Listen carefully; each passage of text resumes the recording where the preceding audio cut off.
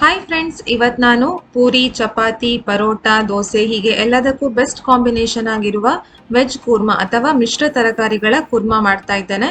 ಬನ್ನಿ ಇದನ್ನು ಹೇಗ್ ಮಾಡೋದಂತ ನೋಡೋಣ. ಮೊದಲಿಗೆ ಮಸಾಲೆ ರುಬ್ಕೊಳ್ಳೋಣ.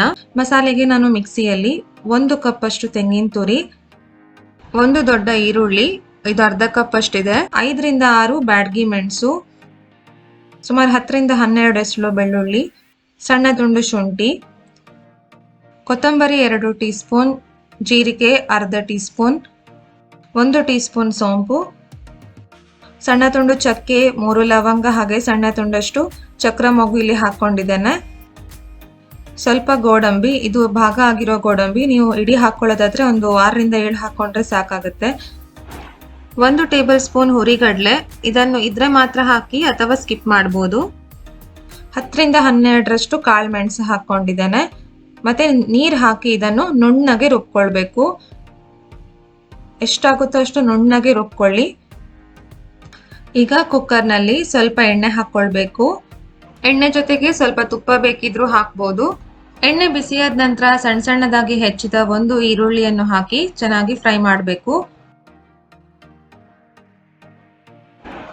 ನೋಡಿ, ಈರುಳ್ಳಿ ಹೊಂಬಣ್ಣ ಬಂದಿದೆ. ಇಷ್ಟಾದ ನಂತರ 1 ಟೊಮೆಟೊವನ್ನು ಸಣ್ಣ ಸಣ್ಣದಾಗಿ ಹೆಚ್ಚಿಕೊಂಡು ಹಾಕಿದ್ದೇನೆ. ಇದನ್ನು ಕೂಡ ಸ್ವಲ್ಪ ಫ್ರೈ ಮಾಡಬೇಕು. ಟೊಮೆಟೊ ಬಾಡಿದ ನಂತರ ಇದಕ್ಕೆ ನಾವು ರುಬ್ಬಿಟ್ಟ ಮಸಾಲೆ ಹಾಕೊಳ್ಬೇಕು.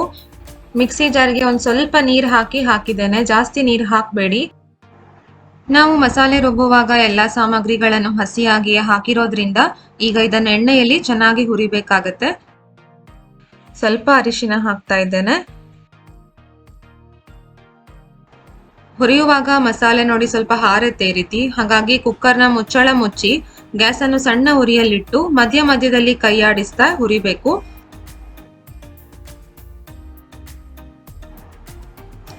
3 ರಿಂದ 4 ನಿಮಿಷದ ನಂತರ ನೋಡಿ ಮಸಾಲೆ ಸ್ವಲ್ಪ ಸ್ವಲ್ಪ ಎಣ್ಣೆ ಬಿಟ್ಟಿದೆ. ನೆಕ್ಸ್ಟ್ ನಾವು ತರಕಾರಿಗಳನ್ನೆಲ್ಲ ಹಾಕೊಳ್ಬೇಕು.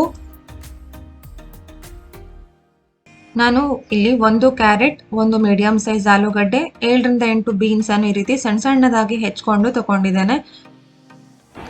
ಕುರ್ಮಾ ಮಾಡುವಾಗ ತರಕಾರಿಗಳನ್ನು ಇದೇ ರೀತಿಯಾಗಿ ಸಣ್ಣದಾಗಿಯೇ ಹೆಚ್ಚಬೇಕು. ಹಾಗೆ ಸ್ವಲ್ಪ ಒಣ ಬಟಾಣಿಯನ್ನು 7 ರಿಂದ 8 ಗಂಟೆ ನೆನೆಸಿ ಕುಕ್ಕರ್ನಲ್ಲಿ 2 ವಿಸಿಲ್ ಬರುವವರೆಗೆ ಬೇಯಿಸಿ ನಂತರ ಹಾಕಿದ್ದೇನೆ. ಯಾಕಂದ್ರೆ ಕೆಲವು ಬಟಾಣಿ 2 ವಿಸಿಲ್ನಲ್ಲೇ ಬೇಯುತ್ತೆ, ಕೆಲವು ಬೇಯಲ್ಲ, ಅದು ಕ್ವಾಲಿಟಿಗೆ ಹೊಂದ್ಕೊಂಡಿರುತ್ತೆ. ಅಥವಾ ನೀವೇನ್ ಮಾಡ್ಬೋದಂದ್ರೆ ಈರುಳ್ಳಿ ಹುರಿಯುವಾಗಲೇ ಬಟಾಣಿ ಹಾಕಿ, ಆಗ ಸ್ವಲ್ಪ ಬೇಗ ಬೇಯುತ್ತೆ. ಒಣ ಬಟಾಣಿ ಬದಲಿಗೆ ಹಸಿ ಬಟಾಣಿ ಇದ್ರೆ ಅದನ್ನು ಕೂಡ ಹಾಕ್ಬೋದು. ರುಚಿಗೆ ತಕ್ಕಷ್ಟು ಉಪ್ಪು ಹಾಕಿ ಮಿಕ್ಸ್ ಮಾಡ್ಕೊಳ್ಳಿ. ತರಕಾರಿಗಳನ್ನು ಮಸಾಲೆ ಜೊತೆಗೆ 2 ನಿಮಿಷ ಫ್ರೈ ಮಾಡ್ಕೊಂಡಿದ್ದೇನೆ.